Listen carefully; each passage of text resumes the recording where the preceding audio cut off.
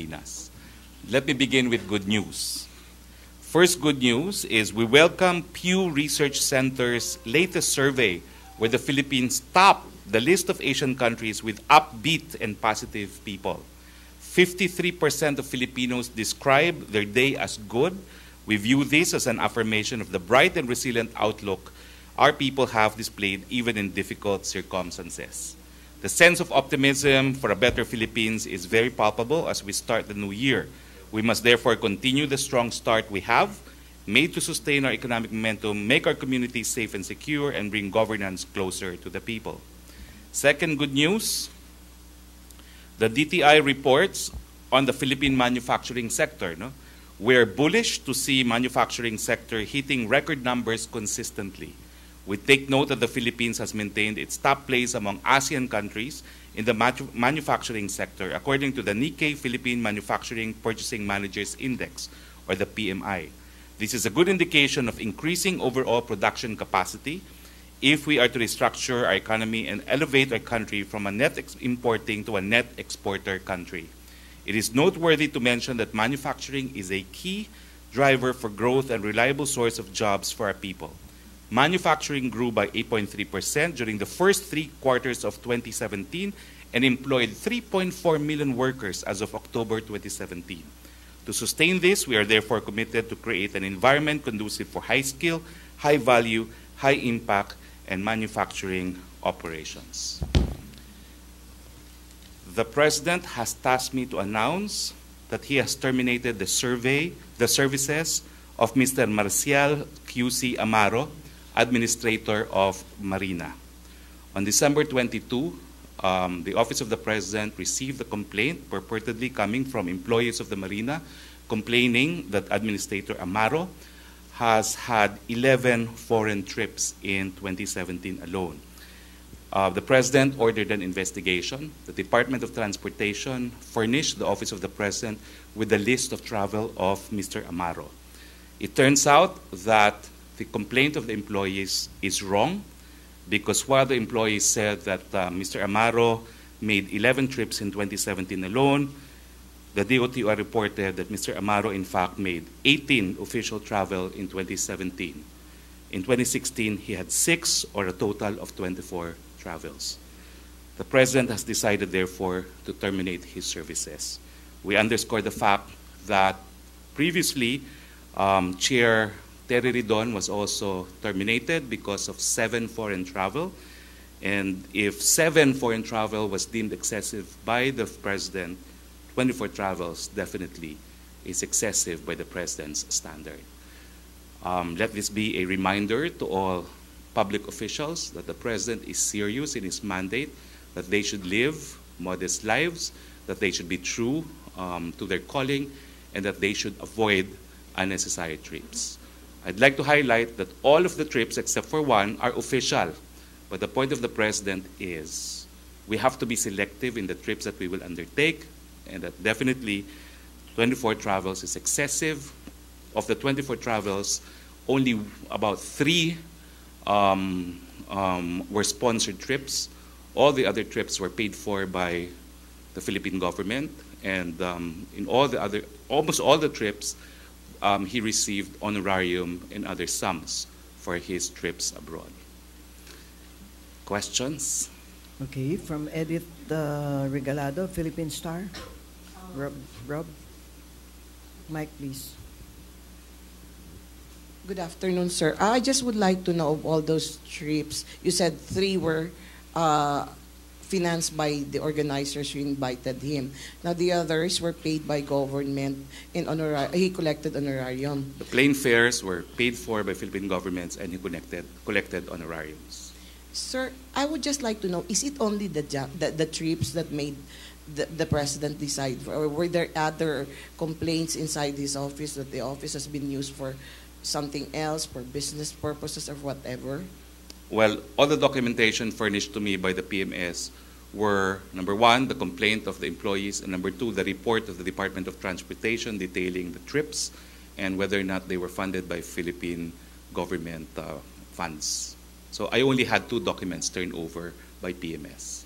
So nothing about him using the office as for some business purposes? The PMS did not turn over any such document to me, but I have to admit that I have heard some reports, but the PMS did not dwell on those reports. Thank you, sir. Okay, thank you.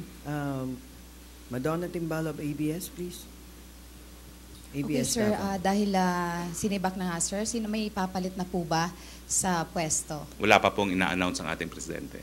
Pero possibly, sir, sino po ba ang mga nakalinya, sir, no, na posibleng papalit sa kanya? Meron bang mga potential na mga personalities, sir, na posibleng papalit sa kanya sa pwesto? Wala pa pong nabanggit sa akin, bagamat with 100 million Filipinos, we're confident that there will be a Filipino who can do the job in the marina. And ano po mga qualifications pa po na kailangan, sir, sa papalit na official sa pwesto po? Ay, alam mo naman ang presidente natin, simple lang ang kanyang marching order sa lahat ng taong gobyerno, no? Do your job well, serve the people well, do not lie, be honest, and do not engage in junkets. Okay. Sir, isang follow-up lang po pala. Why the delay in the announcement when you should have announced it December 30 and then supposedly yesterday in the press briefing in Malacanang, and then finally you announced it here in Davao? There was only 1 day delay because I was asked by the palace to postpone the announcement yesterday. No, the order was to announce it in the next press briefing. So the next press briefing, from the date it was first relayed to me, was only yesterday, January 3, because we canceled our January 1 briefing. No?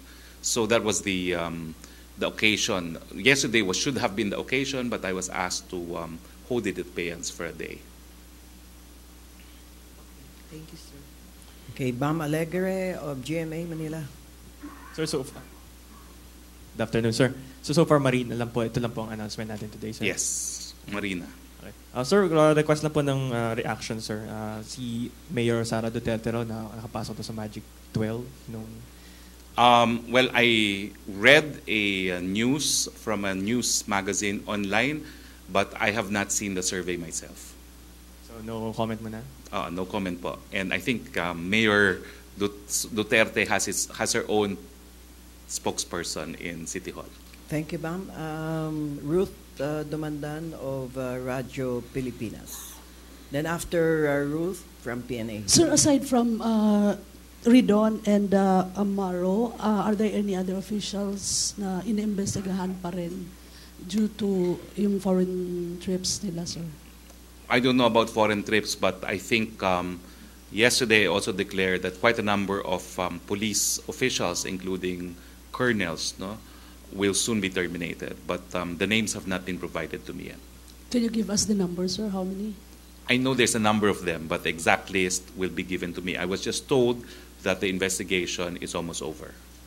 Okay. Sir, on Paolo Duterte's resignation, have you talked to the President about it? Well, I'm here because I wish to talk to the President, and we have not met. I only arrived this morning.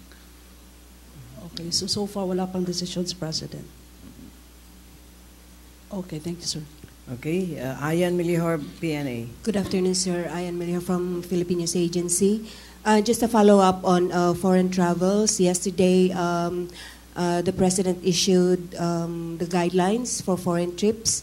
Do you have any records, sir, how much is the government spending for foreign trips of government officials? I don't have the figure with me, but that's one of the figures I wanted to get from the 2018 national budget. No? And I'm going to look into that. No? But right now, the guidelines have been issued. Foreign trips must be related to the functions of the government. It must not be too pricey, must not be too costly, and the benefits of to the country of the trip must be substantial. No? So those are the three guidelines, no, in order that foreign trips will be approved. All government employees need to get approval for any foreign travel, be it official or personal.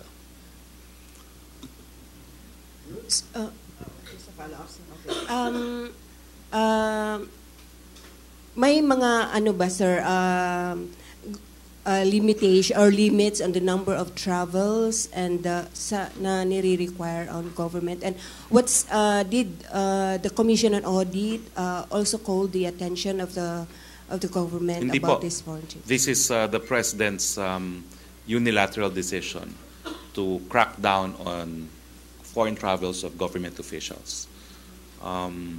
He believes that government officials should concentrate on their jobs here in the Philippines.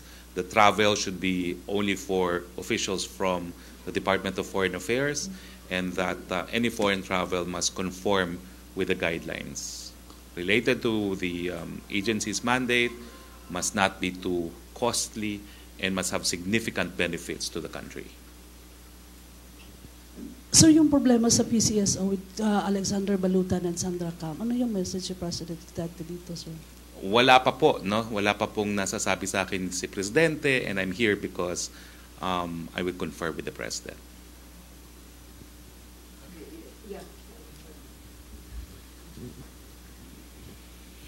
Sir, question lang po. Speaker Alvarez floated the idea of Noel, and then Senate President Coco Pimentel said something about term extension. So, where does the President stand on this? The President has spoken on these issues. No? Number one, the President is the chief implementer of the Constitution and the laws of the land.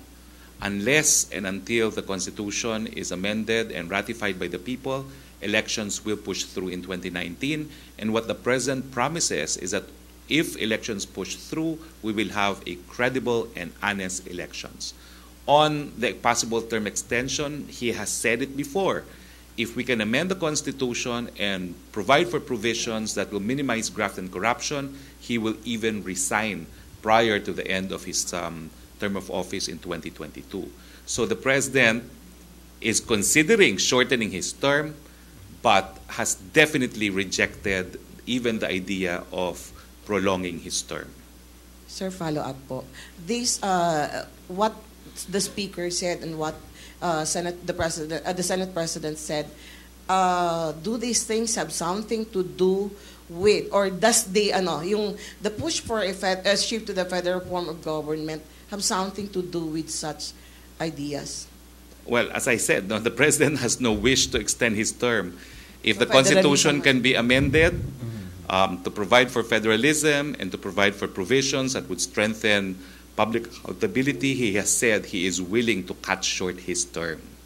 So the idea of prolonging his term is out of the question. Inuulit ko po, walang pagnanais si Presidente na pahabain pa ang kanyang termino, gusto nga niya pong paikliin pa kung po pwede. Thank you, Edith. Argil of GMA Davao.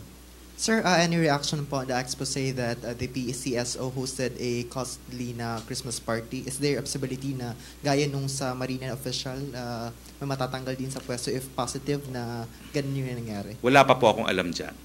But I think both officials of the PCSO have spoken. And what I do know is the President is fully cognizant of what transpired.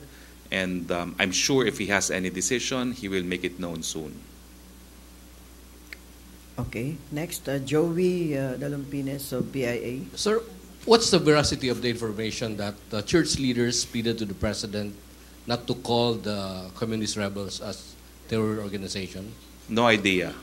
Because the Department of Justice is about to file the pleading before the Regional Trial Court of Manila to declare the CPP-NPA as a terrorist organization pursuant to the Human Security Act. Thank you, sir. Okay. Back to Ian Milihor of PNA. Then, Madonna. Okay, Madonna muna. Sige. Go, Madonna. Okay, sir, with regards sa excise tax, ano po kaya mga epekto nito sa mga poorest of the poor, sir? Well, ang alam ko po magkakaroon nga tayo ng mitigating cash transfer which will be implemented in the first half of this year. No? If I'm not mistaken, it is, kano ba yun, 200 or 300 pesos ata, no? Na ibibigay by way of conditional cash transfer to the poorest of the poor. And of course, I'd like to highlight that the proceeds of TRAIN will be spent for Build, Build, Build. The Build, Build, Build program will not only provide us with better infrastructure, it will also stimulate the economy, create more jobs, and therefore create more income for everyone. Okay. Ayan. Sir, on the barangay and SK elections, there are questions whether the president would postpone the elections in Mindanao.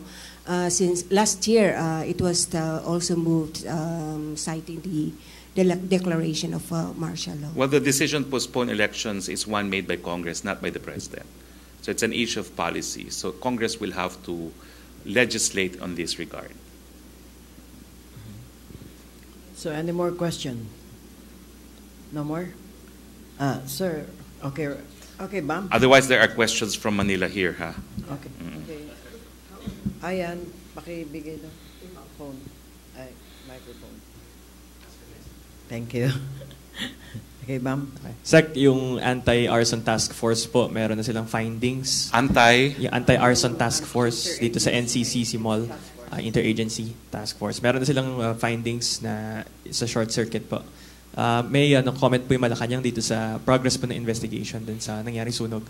Well, not per se on this finding, no, but I understand yesterday that the president met with the Bureau of Fire people and the PNP here in Davao, and the agenda was how to strengthen 911. No? What the president wants is to make Davao the showcase for 911, and he wants all reforms on 911 implemented in Davao to be implemented nationwide. No? Now, there was a information given to the media that the president somehow lectured the police. He did not lecture them on anything outside of issues affecting the police force, such as, how to serve warrants, instances of warrantless arrests. So it's basically constitutional law 1 for police officers. No? And of course, the president, having been a former fiscal, knows the relevant rules, provisions of the rules on criminal procedure and on the Constitution that governs the topic of arrests and seizures. So that's what he lectured them on. Okay, thank you, Bam. Another from Z.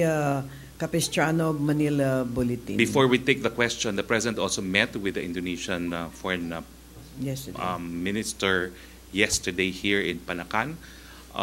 There were some agreements with Indonesia relating to security that was agreed upon by the Philippine President and President Widodo, although details cannot be divulged. Sir, hi sir.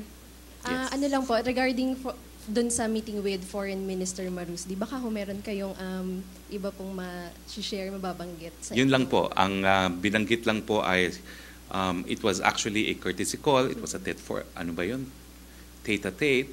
Tama ba yung pronunciation ko doon? The president indicated that there were security agreements, and arrangements agreed upon between the two countries, but obviously, because these are security matters, it cannot be divulged. Okay. So there's a question here from Dexter of ABS Manila.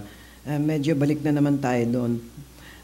The Marina admin and deputy admin shall be appointed by the president for a term of 6 years. That the president may remove the admin, deputy admin from office for a cause upon recommendation of the board. So parang sinasabi niya, Marina Charter daw po is sa Presidential Decree number 474, particularly sa Section 9. Pwede sibakin ng Pangulo ang administrator or deputy administrator sa recommendation ng board. Kailangan ba ito masunod? Well, the president has decided to terminate the administrator. Whatever is required to terminate it has to be complied with by the board, if there is any such requirement. There are some GOCCs where appointments are made by the board, and what the president does is to issue, I wish to elect person XYZ as a member of the board or as chairman of the board. So the board members would have to comply. So what I'm saying is if there's such a requirement, then the board has to act. Okay, thank you. Bam, follow up? Follow up. Okay, Rob, please. Para malinaw lang po, sir, may legal basis daw po ba yung termination daw po kay Amaro? That's for cause. 24 foreign trips in a span of 13 months. That's an average of 2. Yeah. If he stays 3 days per trip, that's basically half the time he was abroad. Wow. Okay. So, sir, there are questions from Manila, sir? You have Yes. Let me see. I think I had only that question also from Manila. Wait, let me see if there are other questions. Sir, what? No, I just announced it. Mr. Uri, and then Joseph Sumorong. It's not a question; it's a comment. Well, no further questions from Malacanang Press Corps. Malacanang Press Corps, if you have further questions, please text them now or forever hold your peace until next Monday. So far, no more questions? Okay. Okay, Mike, please. Wait, Ruth. The President promised to give assistance sa mall fire victims. I just want to clarify if this is yung financial assistance na ibibigay ng DOLE, kung ito na yon. That was approved yesterday by Secretary Bello, sir? I do not know if that's exclusively the sum, but I do not know if there will be other assistance. No? But what I do know is that the President is able to give from his own funds, no, outside of funds coming from other departments.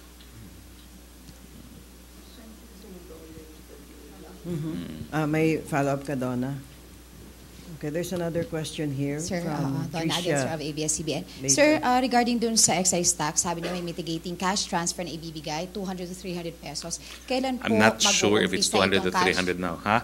Yes, sir. Yun yung na-mention yung kanina. Yeah, I have the exact number because Alright. I responded to that yesterday only. No? But kailan po kaya possible mag-uumpisa itong cash transfer, sir, para sa poorest of the poor, sir, na ibibigay? Alam mo, sandali lang ha, kasi that's one Okay, of the things I mentioned in yesterday's briefing. Nako, senior moment, hindi ko maalala na. But what I do know is that there will be implementing rules to be finalized, and if I'm not mistaken, it's within the year of 2018. First quarter, second quarter, third quarter? If I'm not mistaken, it is from January to July Alright. of this year.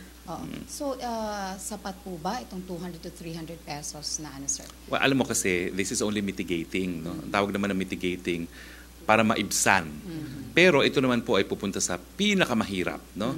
Ibig sabihin, yung mga mahirap naman, hindi rin masyadong maraming nabibili ng mga commodities na subject to excise tax. So kahit paano, makakatulong talaga itong mitigating conditional cash transfer Ano yung sa mga kanila. parameters, sir, para hindi rin mapupunta talaga doon sa mga mahihirap, sir, no? Itong mga cash transfer na ito, hindi matitake advantage ng mga... Because we already have list of beneficiaries on the conditional cash transfer. It will be the same population that will benefit from this cash mitigation, which is a provision of the Tax Reform Act, the TRAIN. Thank you, sir. Okay, there's a question here from Raymond Tinaza of Bombo, the president of MPC. Sabi po ni Senator Soto, ang daming pinakalat na oposisyon na maling info kaugnay sa train law. And he urges government officials to counter this by explaining to the public the details of the law.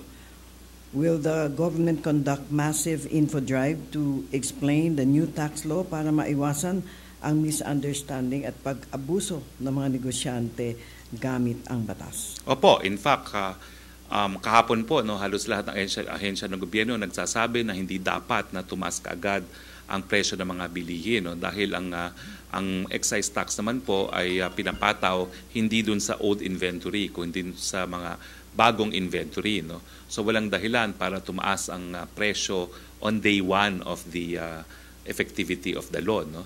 So kung hindi po ako nagpunta sa Davao, nagkakaroon sana ako ng guest from the Department of Finance, si Yusek Carl, pero since we decided to have this press briefing in Davao, hindi po natuloy. No? But on Monday, I will invite again the Department of Finance. I also know that PCOO is working double time to embark on a dissemination campaign on the salient features of of the train, and likewise the DTI will not hesitate to prosecute individuals who will take advantage of price hikes invoking train as a legal basis. I stress that the excise tax would be imposed on new inventory and not on existing inventory. So kailangan maubos muna yung current inventory bago sila magtaas by virtue of the train. Okay. Thank you. Okay, from Tricia Macas of GMA News Online. But if the draft chapter or charter provides for the president staying on in a transitory capacity, what will he do? Would he tell his allies in Congress not to involve him in any transition government?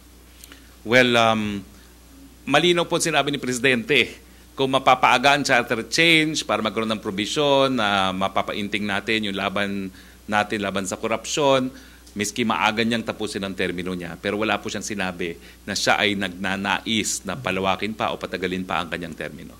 Malinaw na malinaw po si Presidente dyan. And I think even the Senate President said that the President would have to consent. No?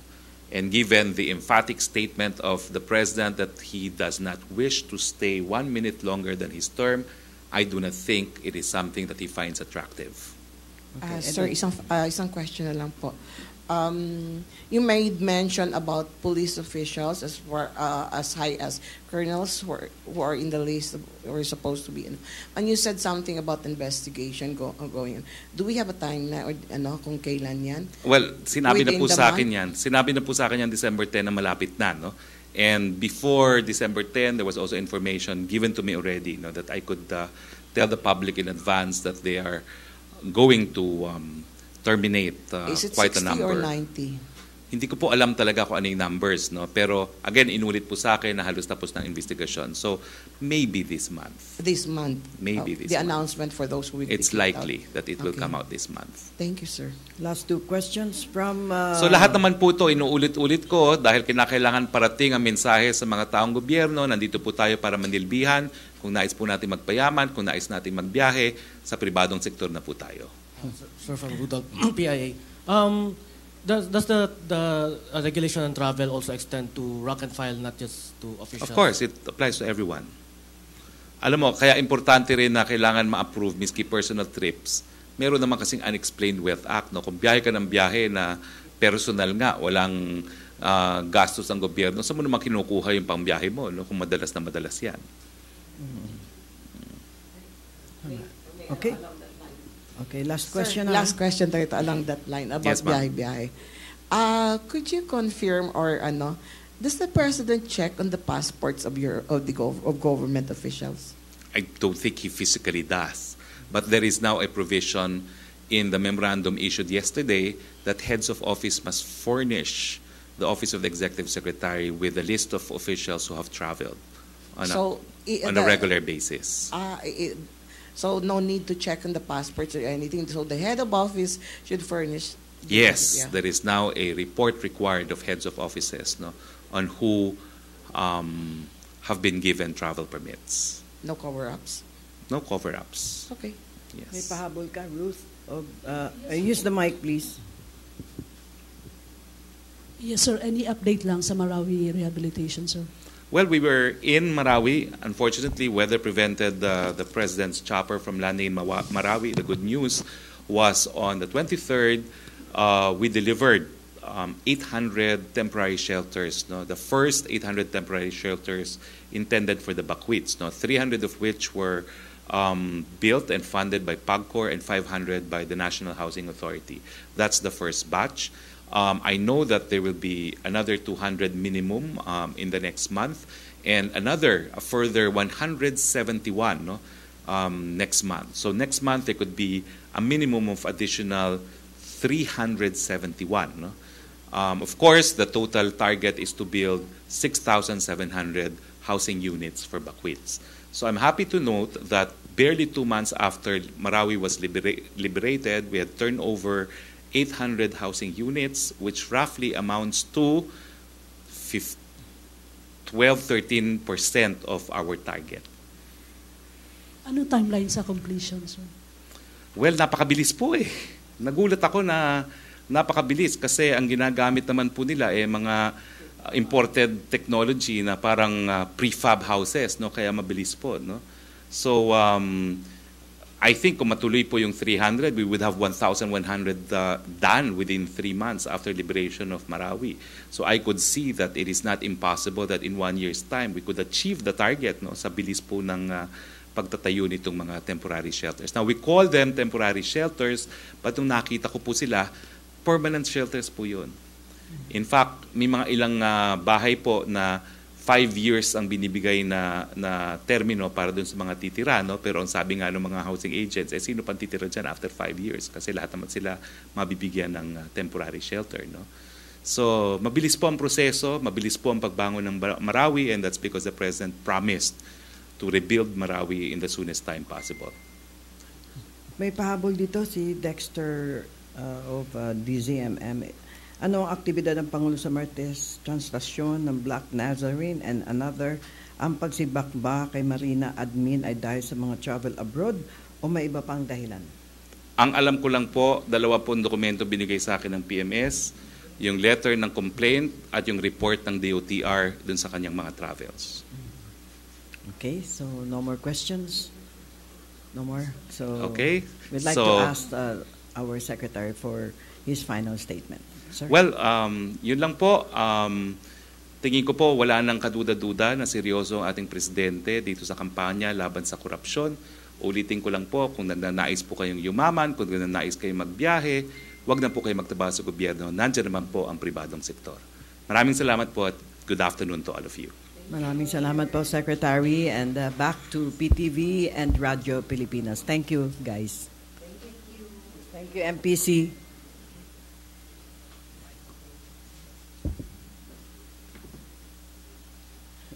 Si Uri hindi nakahabol.